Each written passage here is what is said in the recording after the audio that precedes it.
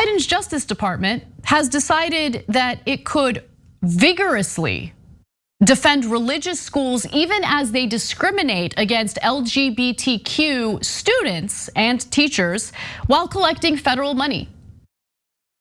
If you collect federal money, you should have to abide by federal laws, the Constitution. For instance, when free speech debates were going down throughout the country as a result of students at Berkeley protesting Ben Shapiro, there was this whole brouhaha about this college campus that takes federal money rejecting conservative speakers and how that goes against the US Constitution and the First Amendment.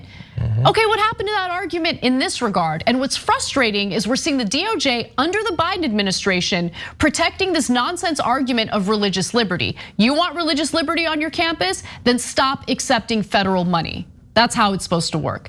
Now, at issue in Hunter v. the US Department of Education are 40 LGBTQ students at conservative religious colleges and universities who are suing the government for its role in providing funding to schools with discriminatory policies. The schools say they have a First Amendment right to promote traditional religious beliefs about sexuality and gender.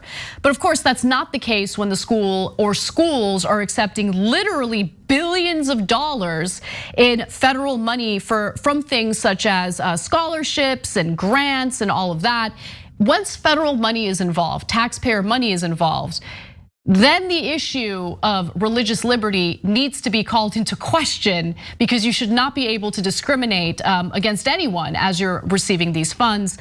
So just real quick, John, how did the Justice Department respond to this lawsuit?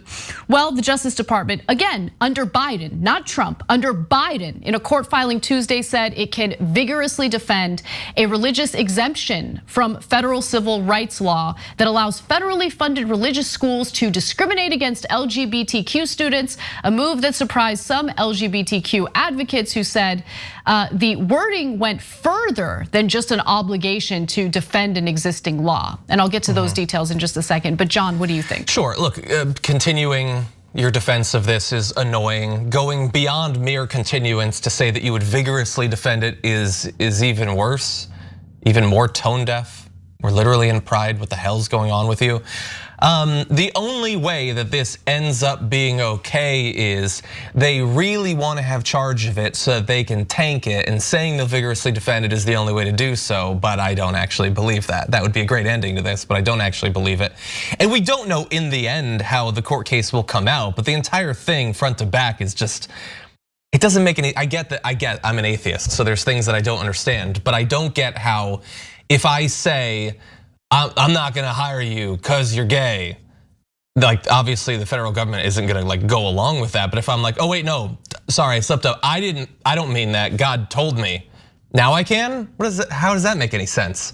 What about being in a religion means you get extra protections to discriminate against other people?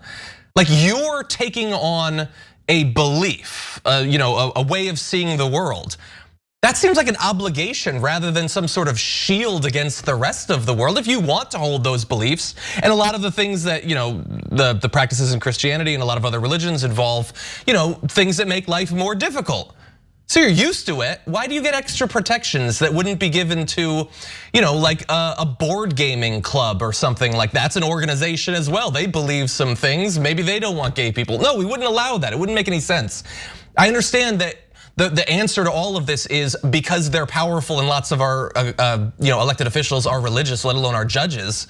But there's no actual logical argument for any of it. It's just social cultural inertia. Yeah, no, you're absolutely right about that. And what further complicates the issue, and honestly makes the argument that you're sharing with the audience even more robust, is the fact that US taxpayers through federal money are supporting these efforts by these religious schools. Again, federal money is going to these schools. Oftentimes when you hear about discriminatory practices at private institutions, they get protection because they're private institutions. But when you're talking about publicly funded institutions, that's when it should be called into question. But it appears that in this case, Biden's Justice Department is going to help these private religious institutions that are receiving federal money. They're going to help fight this lawsuit. And so there's the Council of Christian Colleges and Universities, and so they get involved. And they said in a motion that the Biden administration couldn't be trusted to adequately defend the school's beliefs and may be openly hostile to them. Its motion asked to intervene and be part of the case. And in response to that, Joe Biden's DOJ said, no, please, you don't have to get involved. Don't worry, you don't have to get involved. We'll be good, we'll be good, we'll be good, we'll be good.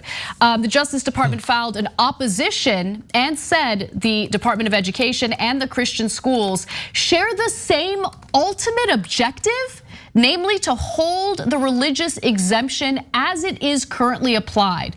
The parties' shared interests, the filing said, are identical. How incredibly insulting is that to both taxpayers and, of course, to the LGBTQ plaintiffs in this case? And remember, whenever you bring up the topic of the Hyde Amendment, which prevents public money or taxpayer money from being used to fund abortions, the argument is, well, we can't use public money to fund something that religious people are against. It's just wrong, even though in a lot of cases, someone might want to get an abortion for health concerns and all of that. In this case, we're not talking about potential health concerns. We're not talking about anything of value other than school administrators and educators wanting to just bluntly, brazenly discriminate against people who have lifestyles they dislike. Yeah. That's what this conversation is about. And the fact that the Biden administration is validating that is pretty pathetic, really pathetic. And I would just like to say, provides additional evidence for a point that I've been trying to make on the show for I don't know, the last few weeks. Democrats love to pretend like they want to protect the disenfranchised. That's all their rhetoric is during their campaigns. Well, we want to look out for black people, we want to look out for brown people, we want to look out for the LGBTQ community, we want to look out for women, whatever group that they're pretending to care about. And I say pretending because they claim they want to protect these groups, they claim they want to improve the lives of these groups, but then you read crap like this and clearly they're not being serious about it. They're vigorously not being serious. Exactly. Yeah. And that's the problem. Yeah. Thanks for watching the Young Turks. Really appreciate it. Another way to show support is through YouTube memberships. You'll get to interact with us more. There's live chat emojis, badges. You've got emojis of me, Anna, John, JR. So those are super fun. But you also get playback of our exclusive member-only shows and specials right after they air. So all of that, all you gotta do is click that join button right underneath the video. Thank you.